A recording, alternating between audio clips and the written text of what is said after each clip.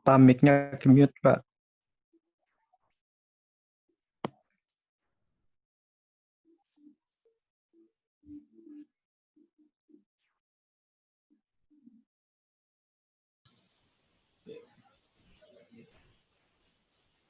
Sebentar.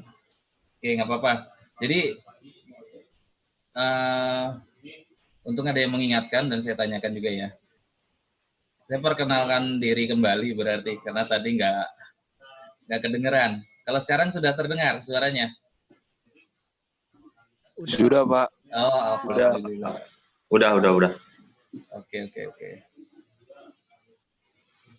Saya kalau sedang berbicara itu mungkin nggak fokus ngecek kondisi chat ya.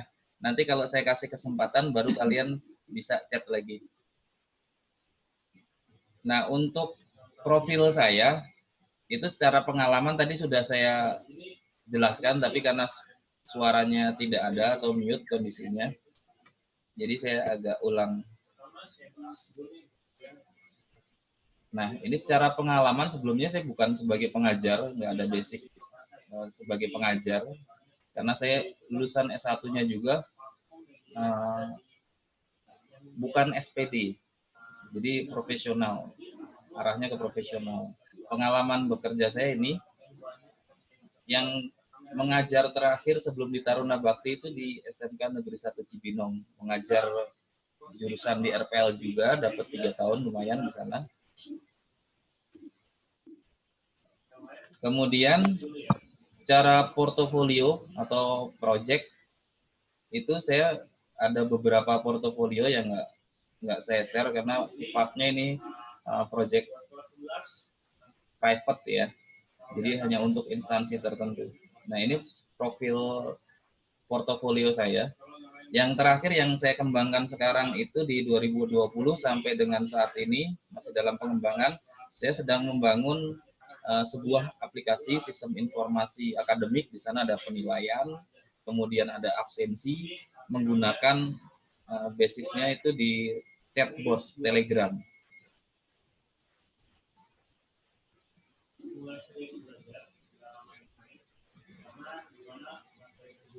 Kemudian ini secara profil pribadi saya. Nah, ini ada kompetisi atau workshop yang pernah saya ikuti. Ini nggak saya tuliskan semua, hanya yang terakhir aja. Di tahun 2019 itu saya ikut coding competition untuk kategori guru. Di tingkat Jawa Barat, alhamdulillah dapat juara 2. Kemudian ada di 2019 juga itu ikut bootcamp dari Kominfo, Python Coding Teacher Academy. Nah, ini memang untuk guru. Jadi program bootcamp bahasa programnya Python untuk guru dari Kominfo. Kemudian selama, kalau ini hanya beberapa hari, 1 minggu yang Kominfo ini, yang Python ini. Kalau untuk yang full stack web development, di sana ada web, ada HTML, JavaScript, CSS, PHP, Laravel. Nah, yang saya sebutkan tadi itu nanti saya bahas juga. Nah, itu selama 1 tahun, sorry. 1 tahun, tapi posisinya nggak pas jam KBM. Jadi ada jam hari khusus setiap hari Jumat, saya biasanya itu ke rumah coding untuk bootcamp selama 1 tahun. Yang terakhir itu workshop Flutter mobile development.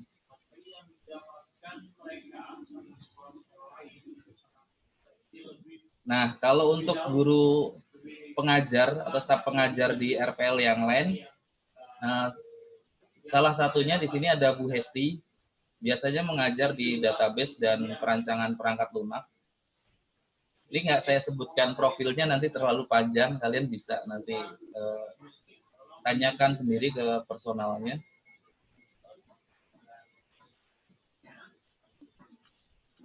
Kemudian ada Bapak Agus Diana, Eskom, untuk pemrograman dasar dan pemrograman web di tingkat 11. Jadi ada 2 guru di tingkat 11 itu, mungkin nanti ada nambah 1 guru lagi yang belum saya tuliskan. Nah, kemudian apa? Prestasi. Kalau di RPL ini saya fokus ke RPL, prestasi-prestasi yang diraih dari awal RPL itu berdiri, dari 2017 itu sudah dapat juara 1, ikut lomba kompetensi web tingkat Kota Depok, dapat juara 1, naik ke provinsi otomatis. Kemudian di 2018 itu juara 1 SMK Tangkas Indonesia. Waktu itu program dari Decoding. Nah, waktu itu alhamdulillah dapat juara 1 juga. Sebentar saya proof dulu ya.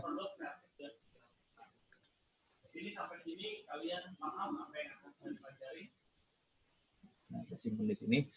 Nah, di sini ada prestasi-prestasi yang lain juga. Ada banyak prestasi yang kita raih. Yang terakhir itu di 2020 itu juara satu untuk 2 kategori mata lomba kompetensi siswa dalam 2 kategori di RPL, LKS Web Development dan LKS Software App Solution. Nah, di sana kita dapat dua-duanya juara 1, alhamdulillah.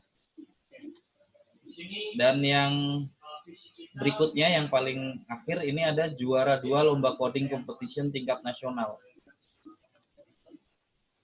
Di sini kalau misalkan kita berkompetisi di sebuah kompetisi, biasanya ada prize-nya. Hadiahnya apa? Oh, macam-macam. Ada yang terakhir ini dapat laptop seharga sekitar 12 sampai 15 juta. Ditambah uang cash senilai 8 juta rupiah. Jadi kalau kita berkompetisi, otomatis kita semakin pandai, semakin bisa, dan pasti ada harganya di profil kita. Buat masa depan kita pasti akan sangat bermanfaat.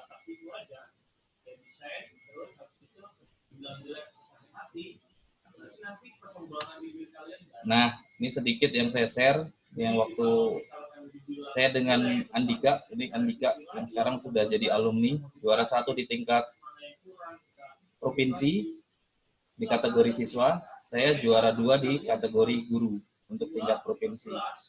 Dan ini pada saat di tingkat nasional dapat juara 2. Yang juara 2 tadi yang dapat laptop lumayan. Nah, ini yang kemarin yang juara 1 untuk lomba web dan untuk yang juara 1 lomba software aplikasi dan mobile ini. Nah, ini ada alumni yang sebelumnya nggak saya munculkan fotonya. Dia adalah alumni yang menang di SMK Tangkas Indonesia dari program decoding dan Permata Yachtpreneur. Ini tim kalau Permata Yachtpreneur. Nah, ini namanya Ian Rahmandana. Dia saat ini posisinya dia kuliah di PNJ dengan biaya kuliah mandiri dan dapat beasiswa. Jadi saat ini pun masih di endorse terus sama pihak decoding. Dia dapat beasiswa dari decoding, dapat beasiswa dari kampus, dan dia bisa membiayai kuliahnya sendiri dari keringat sendiri. Itu yang catatan pentingnya. Semua karena belajar lomba dan freelance programming. Nah, kita lanjut coba, kita cek lagi. Nah, di sini saya tampilkan 2 sosok. Yang satu masih Ian, ini orang yang sama yang sebelumnya, namanya Ian. Dia beli MacBook Pro pun dia dari hasil freelance. Kemudian yang di belakang ini adalah Chandini. Ini perempuan. Kenapa saya tampilkan laki dan perempuan? Jangan beranggapan, jangan mempunyai image. Kalau perempuan kan nggak mungkin jadi programmer, nggak juga. Ini buktinya. Ini saya punya sedikit cerita. Chandini ini awal melamar di instansi rumah coding ini, di software house dan lembaga training, itu adalah sebagai admin yang mengurusi kalau ada peserta training, dia yang menerima pendaftaran, yang melayani bagian pendataan. Nah, itu di kerjaannya, job role-nya sebagai admin. Tapi setelah tahu kemampuan dan tahu portofolio, si pengusaha ini yang punya rumah coding cerita ke saya, ngobrol ke saya, oh ternyata si Chandini ini punya kemampuan Pak ya, punya portofolio. Saya bilang iya. Sayang Pak kalau hanya di admin. Minggu depan saya taruh di mobile developer. Jadi singkat cerita, setelah 1 minggu jadi admin bagian administrasi, 1 minggu kemudian langsung jadi mobile developer. Nah, itu singkat ceritanya seperti itu. Jadi yang perempuan-perempuan ingat, nggak harus perempuan itu hanya di rumah cuman masak.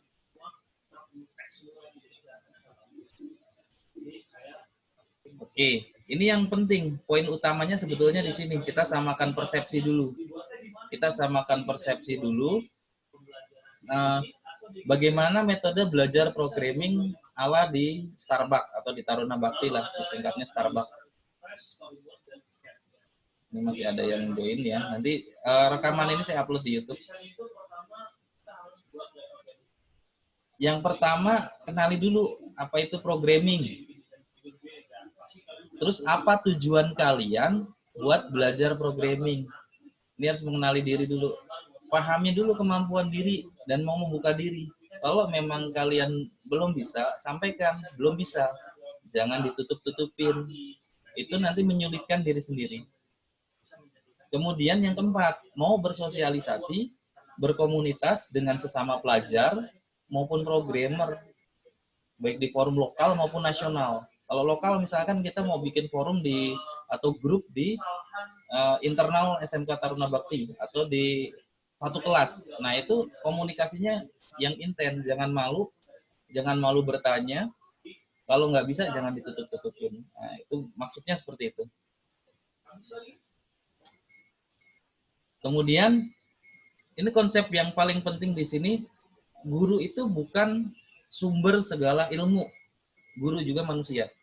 Guru di sini konsepnya adalah sebagai fasilitator. Guru juga kemampuannya ada batasan, terbatas kemampuannya.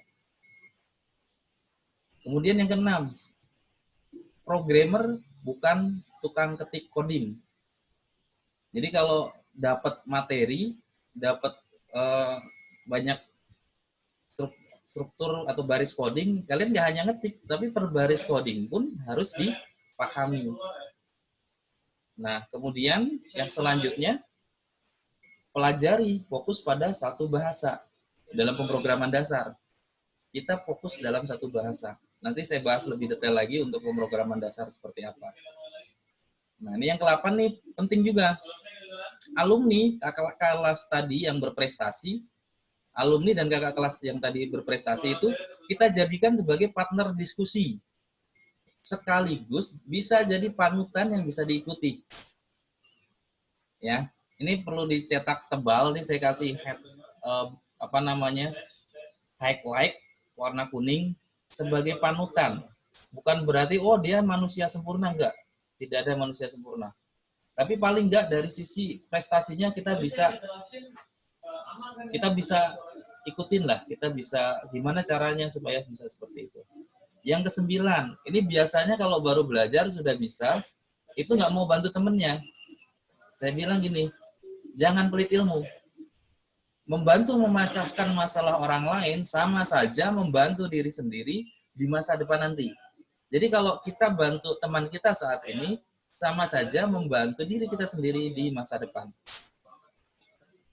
Ya, itu juga saya highlight. Jangan pelit ilmu. Yang ke-10, sadar diri. Sadar kemampuan diri dan tidak malas. Wajib tekun. Ini saya juga kasih itu. Highlight. Wajib tekun. Dan yang utama adalah ini.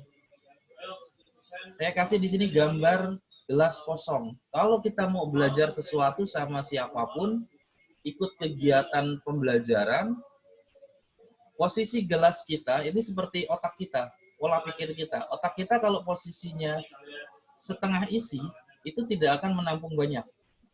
Anggaplah kamu sudah belajar, oh sudah pernah ngoprek Pak, saya sudah pernah belajar bahasa C, saya sudah pernah belajar bahasa Java. Itu nambah di sini kapasitas airnya. Otomatis yang kita terima jadi lebih sedikit. Berbeda pada saat kita, oh walaupun saya sudah tahu, saya akan lebih tetap maksimal, tetap mengosongkan gelas untuk pembelajaran yang baru. Nah, itu maksudnya.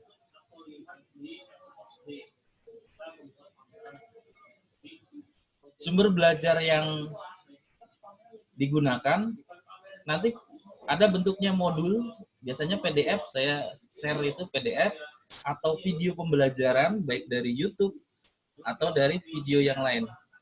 Itu bisa dari gurunya sendiri yang buat, atau dari yang tadi saya bilang panutan, saya bingung bahasanya sebetulnya, selain panutan apa, dan yang lain.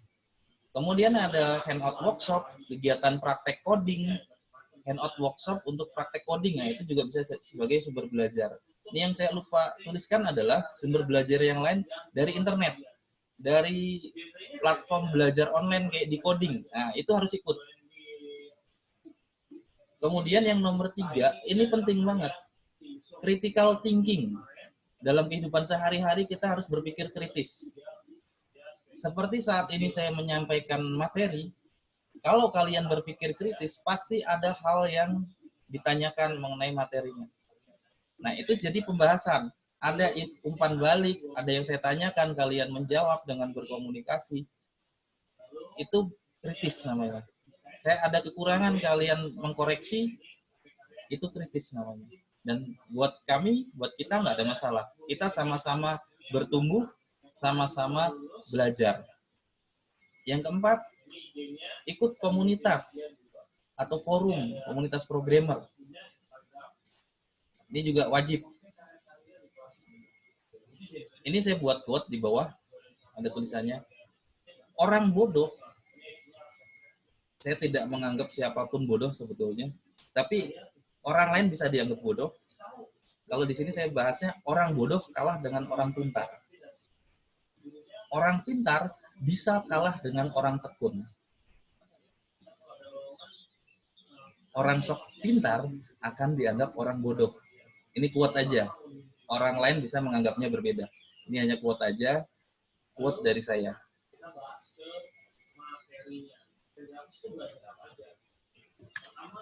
Nah, ini yang akan kita pelajari di kelas 11. Yang akan kita pelajari di kelas 11 ini mungkin nanti akan berbeda antara kelas 11 RPL 1, RPL 2 sama RPL 3. Karena dengan kondisi jumlah guru. Itu mungkin nanti ada yang prokdasnya duluan, nanti nggak terlalu masalah. Tapi secara umum sama. Di bagian depan di bulan Juli, kalian akan full block dengan mata pelajaran pemrograman dasar. Rencananya di bulan Juli sampai Agustus akan full block dengan pemrograman dasar, mata pelajaran pemrograman dasar. Kemudian ada fisika dan kimia, di sela-selanya ada ujian tengah semester. Tapi ingat, di Prokdas ini, di dalamnya ada, ini 1 tahun, ini untuk 1 tahun. Ada UTS ganjil, ada UTS genap, ada ujian praktek, dan di UTS globalnya itu ada uji level. Waktunya udah mau habis ya. Oke, saya percepat. Ini kira-kira untuk di semester genapnya. Nanti ada basis data, desain grafis, pemrograman web dan pemrograman mobile. Nah, sebelum waktunya habis, saya ingatkan nanti saya share link lagi. Kalau sudah habis, saya akan buatkan kembali link untuk join Zoom-nya. Jadi, tolong jangan kemana-mana dulu ya. Karena kita akan lanjut dengan tanya jawab juga. Dan ada tugasnya. Tugasnya gampang. Nah, di semester genap itu ada pemrograman berorientasi objek, ada pemrograman web, dan perangkat bergerak atau mobile lah. Nah, ini nanti ini kelas 12 nih. Yang ini kelas 12. Nanti di sini uji level biasanya. Ini kelas 12 kalau di Juni ini. Oke, kita lanjut sebelum waktunya habis. Nah, kondisi terbaik ini juga quote juga. Saya hari ini lagi banyak berbagi quote.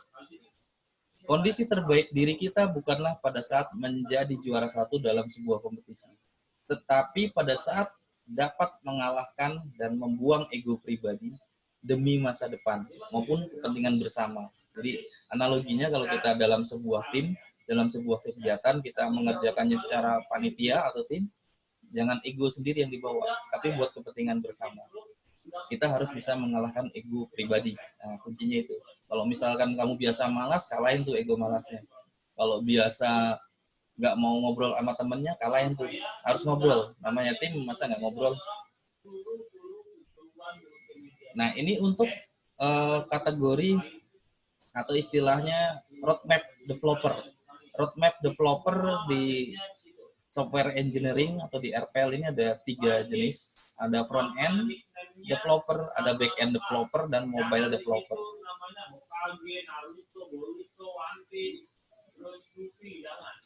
Nah, di sini saya cek lagi, kayaknya baru ada yang baru join juga. Ini kira-kira ini boleh di open mic-nya. Mic-nya silahkan di open, silahkan keluarkan suaranya. Di sini sesi kuis ya. Ini udah masuk kuis. Ada yang bisa memberikan jawaban mengenai yang saya tampilkan ini? Kira-kira mana yang front end developer, back end developer, mobile developer? Nah, siapa yang mau kasih suaranya? Front end developer. Saya, Pak. Nama boleh? Saya, Pak. Ya, nama. Nama Dezaki Ahnaf Zulfikar dari kelas 11 RPL 2. Oke. Oke, saya mau menjelaskan untuk front end developer itu kita bisa pakai ini HTML dan CSS. CSS itu untuk mendesain suatu website ya, Pak. Jadi kan kalau HTML doang itu kesannya kayak cringe gitu ya. Jadi kita perlu tambahan CSS. Okay. Lalu JS itu biar lebih interaktif aja. Siap. Dan untuk back end developer itu kita bisa pilih salah satu ya, mau Python atau PHP ataupun si Golang ataupun Ruby ataupun Node.js juga bisa. Oke. Kalau untuk Android sih bisa Java, bisa Kotlin. Oke. Ada lagi? Lalu dan yang tadi Pak, kalau Flutter dan React Native itu bedanya kalau menurut saya ya, menurut pengalaman pribadi, React Native itu lebih cepat di load aplikasinya Pak dibanding Flutter, karena saya udah mencoba aplikasi React Native ini loadingnya itu lebih cepat gitu. Tapi Oke. tergantung juga sih, tergantung apa ininya yang dibuatnya. Oke, sebentar. Karena saya nggak lihat mukamu di mana ya. Sebentar, di sebelah mana ya? Tar pas saya nyalain Pak, tar pas saya nyalain Pak. Dah. Wajahnya Nih. nggak tampak soalnya. Saya Pak di sini Pak. Sebentar, di layar. Oh ya, sebentar. Zaki Ahmad ya? Oke. Ahnaf. Zaki Ahmad. Iya. Oke. Yang lain mau kasih pendapat? Silahkan. Ini waktunya nanti kita sambung lagi karena bentar lagi pasti habis sendiri ya. Nanti kita sambung lagi. Saya bikin lagi untuk Zoom yang meeting yang baru. Kita diskusi dulu. Oke, ada lagi nggak? Yang lain? Ayo suaranya mana?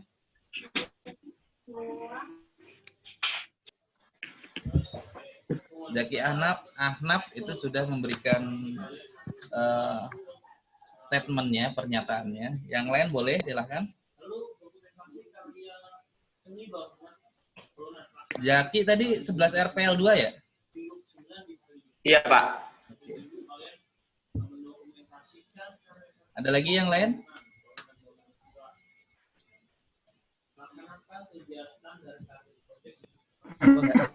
Kok nggak ada suaranya ya? Takutnya suara saya nggak ada. Ada. Oh, ada. Yang lain ada? Apakah yang lain ada? Belum ada.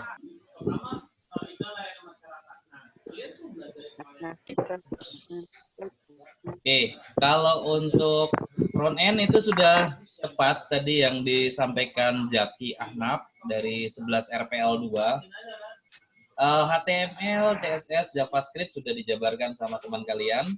Itu untuk front end. Ruby yang ini, Python, tapi tadi sebut ini dan nggak apa-apa.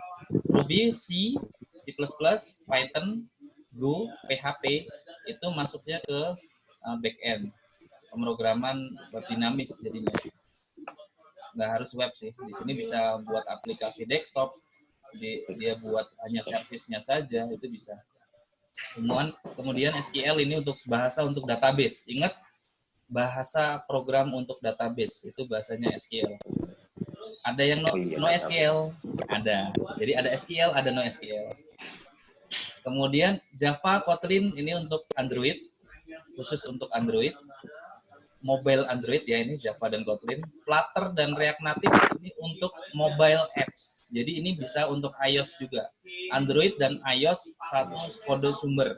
Itu bisa menggunakan Flutter atau React Native. Untuk trending sekarang antara Flutter dan React Native itu masih trendingnya di atasnya masih React Native. Itu posisinya masih di atas. Tapi yang ini Facebook yang buat, yang ini Google. Ini Facebook, ini dari Facebook. Yang ini dari Google. Golang ini juga dari Google. Ini logonya Golang kayak gini ya. Ini Kotlin dari JetBrains. Java sekarang punya Oracle. Jadi hal-hal seperti ini kita harus lihat juga, harus kita analisa, kita baca.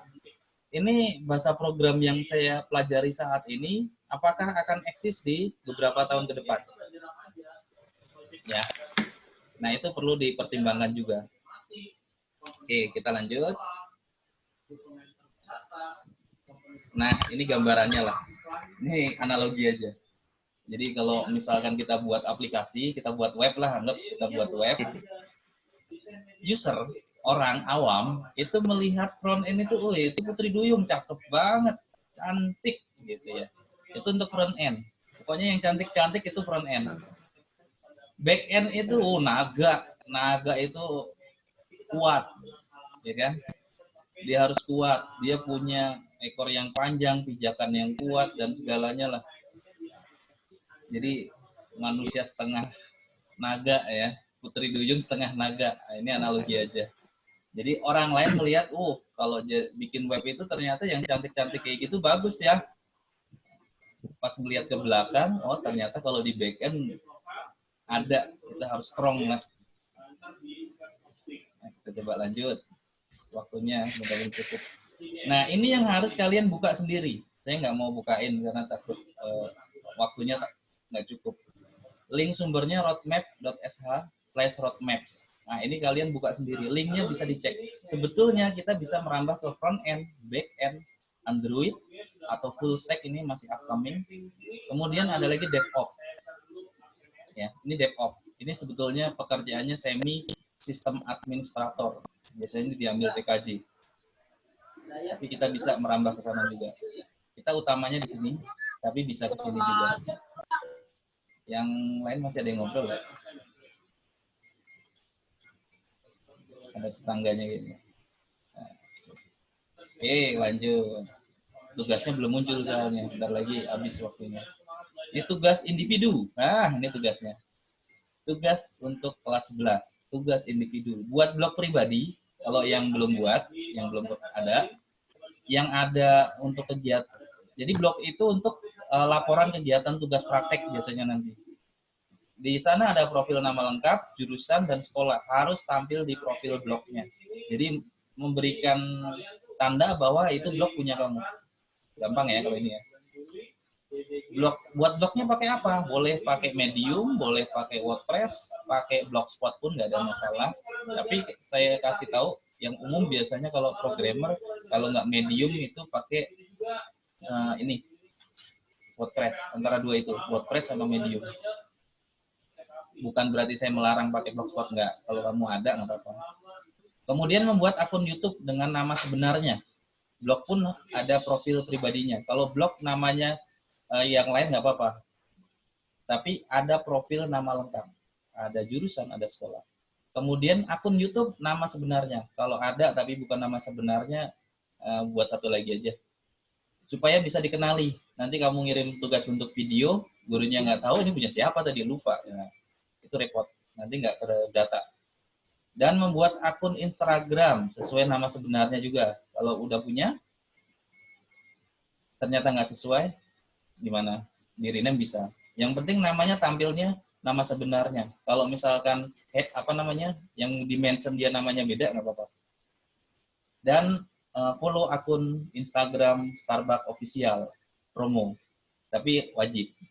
Dan akun Instagram saya, supaya saya bisa pantau juga tugasnya nih dikerjain atau enggak. Saya ngelihatnya dari sini. Membuat akun sosial medianya programmer, ini bahasa saya, jangan kamu cari di internet. Ini bahasa saya. Akun sosial medianya programmer itu GitHub. Dan follow akun saya juga. Supaya saya bisa tahu kamu tugas di GitHub-nya, yang coding-codingan yang ada di GitHub itu secara penugasan sampai mana. Itu bisa terlihat di sini. Ini hanya buat ya, nggak harus kamu ngoding, ini nggak ada yang ngoding. Ini hanya membuat. Mudah ya? Nah, isi dari blog yang harus diisi artikel itu sebetulnya menceritakan. Saya pengen tahu sebetulnya kalian itu passion di belajar programmingnya itu di mana. Nanti tinggal dibaca lagi. Kalian masuk ke front end kah, masuk ke back end kah, mobile developer kah, atau DevOps. Itu diceritakan di satu artikel yang kamu buat. Acuannya mau baca dari artikel lain boleh sebagai referensi. Penjelasan mengenai materi apa yang dapat dipelajari dalam passion pilihan kamu. Kalau passionnya ke front end, materi apa aja yang ada di front end. Nah, itu dijelaskan di artikel. Yang ketiga nih, yang terakhir nih. Tuliskan keresahan, kegalauan apa yang ingin kalian pecahkan dalam kehidupan sehari-hari dan akan dibuatkan solusi dalam bentuk aplikasi. Contoh, saya resah kalau pas posisi kemarin PJJ kayak saat ini ya, PJJ, pendidikan jarak jauh, absensinya kok nggak ada. Saya buat aplikasi absensinya menggunakan chatbot Telegram. Rekapnya otomatis by system. Dan saya nggak perlu absen satu-satu. Oh, si ini ada nggak? Nah, itu nggak. Karena udah hafal juga anaknya. Tugasnya kita lanjut. Nah, ini harus diupload juga.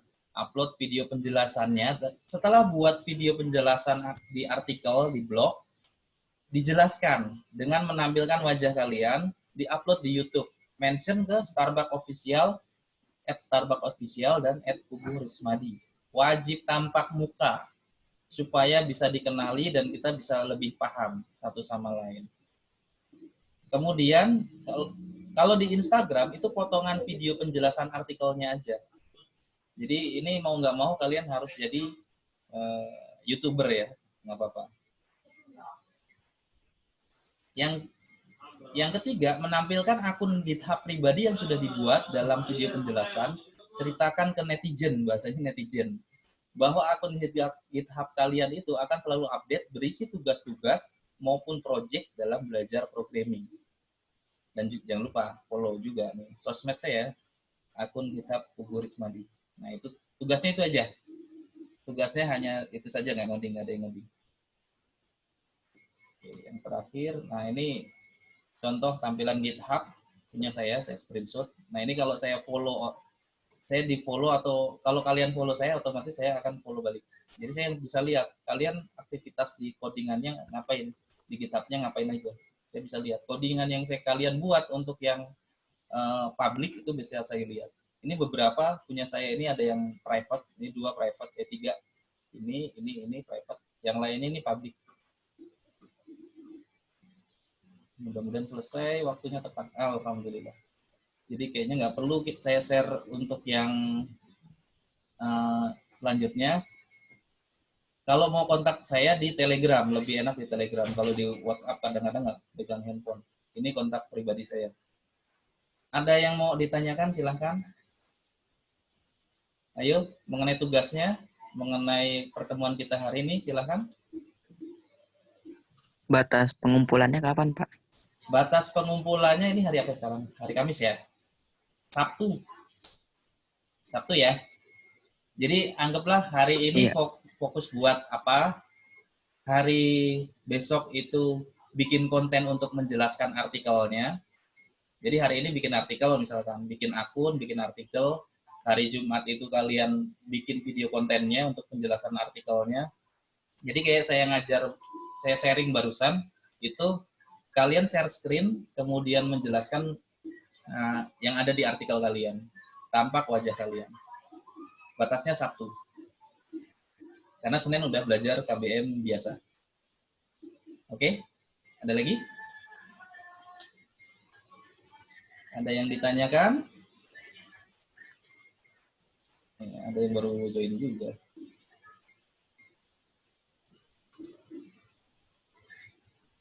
Sebentar. Dekatnya mana?